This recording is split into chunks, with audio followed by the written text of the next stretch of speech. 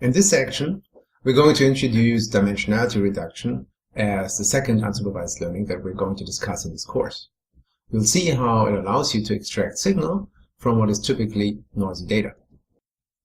This section will tackle this technique by first taking a look at the curse of dimensionality reduction and how unsupervised learning can be very useful in helping you to deal with this.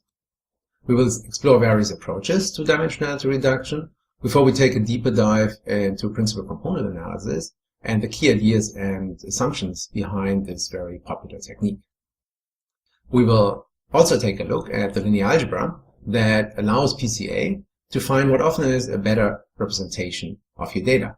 And then we'll do a case study using scikit-learn's implementation of PCA so you can see how you can in practice find hidden structure in your data. So let's get started by looking at the curse of dimensionality. We will see in this video what it consists of and how it impacts machine learning, in particular supervised learning. We will also clarify why it may make sense, so be both useful and feasible, to reduce dimensionality or the number of features in your data set. The curse of dimensionality at its core consists in the fact that the distance on average between your data points grows quite dramatically as the number of features increases or the number of dimensions increases. The flip side of this is that the space that your features live in becomes increasingly sparse or empty. All of that may sound a little bit abstract, so let's do a simulation to see the numerical impact of the curse of dimensionality. We'll take a look at what happens to the pairwise distances between data points that live in a space with n dimensions, and we will let this dimensionality increase throughout this simulation. Particularly, we will be using 1000 data points, and we will let the dimensionalities or the number of features that each data point has grow from first a single feature all the way to 2500 features at steps of 100. We will draw variables for these data points that range from 0 to 1. So in a single dimension, they live on a line of length 1. In 2 dimensions, it will be a square with each side of length 1. So we also call this a unit square. In 3 dimensions, we have a unit cube. And beyond that, it will be a unit hypercube. We will draw data that live inside these spaces from first the uniform distribution, where the data is evenly distributed, and also make the assumption that these uniformly distributed data are uncorrelated with each other. That may be a bit of an extreme assumption, so let's also see what happens if we use a normal distribution instead. Here we see the setup for the normal distribution, where we have data points that is centered with a mean of 0.5 on the 0 to 1 interval, and we choose the variance so that we know that 99% of the sampled data will lie within this range. In addition, we make the assumption that these data points or these features are in fact correlated with each other at a value of 0.25. We run the simulation by iterating over these different dimension values, and we'll use a function simulate distances that I'm going to introduce next that will create the random data points and then obtain distance metrics. It returns these, and we keep the distance metrics in a list and ultimately will visualize them. The simulate distances function receives as input the number of features, the number of observations, which is 1000, the number of dimensions, which keeps increasing, and the parameters to create the normal distribution.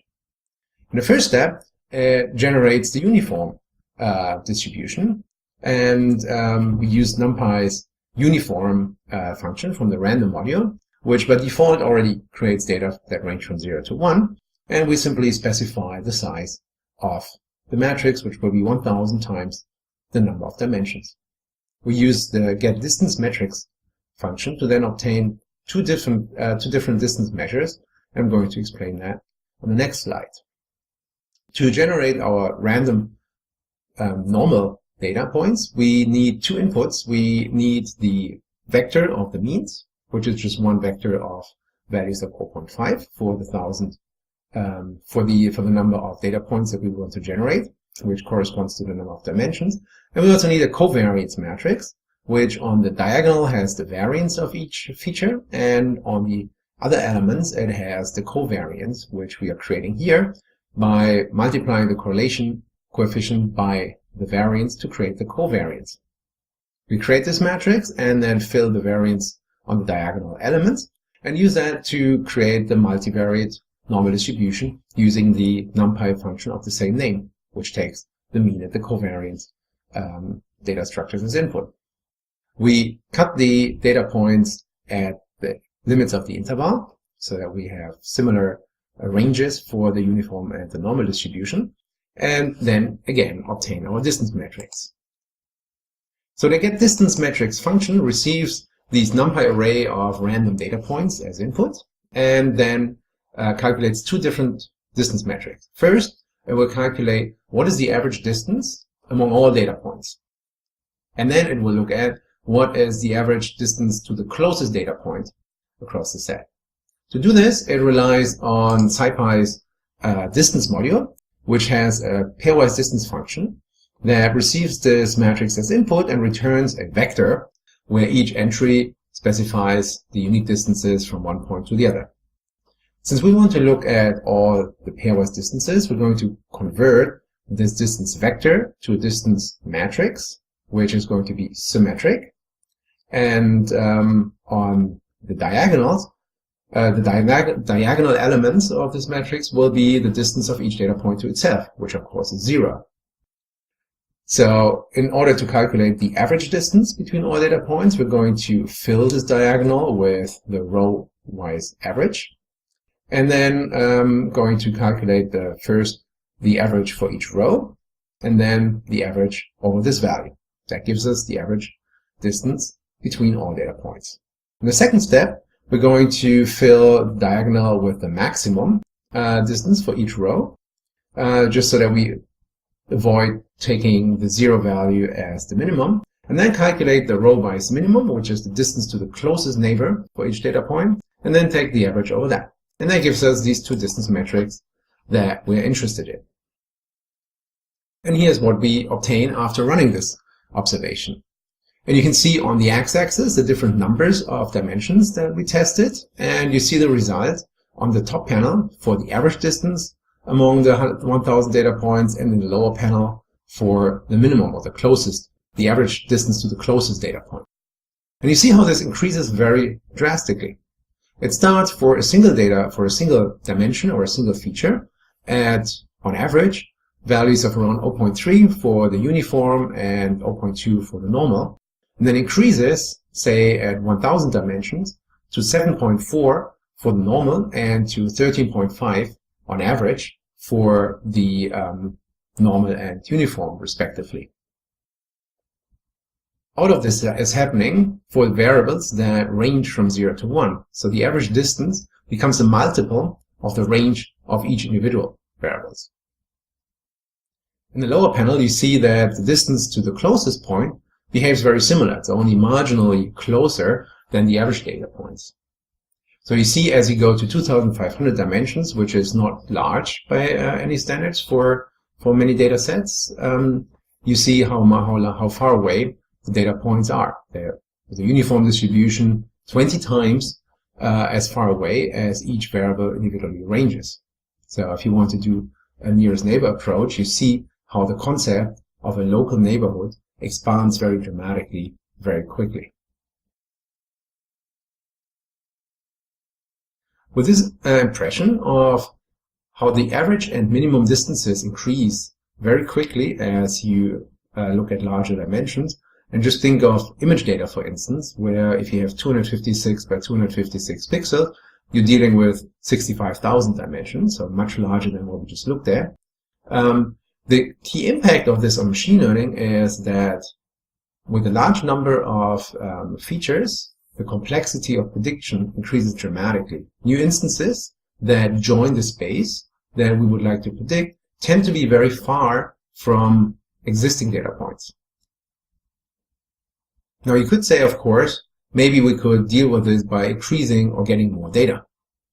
But this is literally impossible if you think about the exponential growth that affects the need for more data. So if you look at a one-dimensional case, a single feature living on this line of length 1, we only need 10 data points to achieve a density where each data point is around 0.1 units apart from each other. If you want to maintain this average density, we already need 10 to the 2 data points, or 100 for 2 dimensions. And you can already see where this takes us, because in 3 dimensions, you already need 10 to the 3. There's only 10 to the 80 atoms in the universe, so if you go to 80 dimensions, you already need as many data points as there are atoms in the universe to maintain the same density in your feature space that required only 10 data points for a single feature. So, what can we do to reduce the dimensionality? The key idea is that, in fact, data is often not uniformly or independently distributed.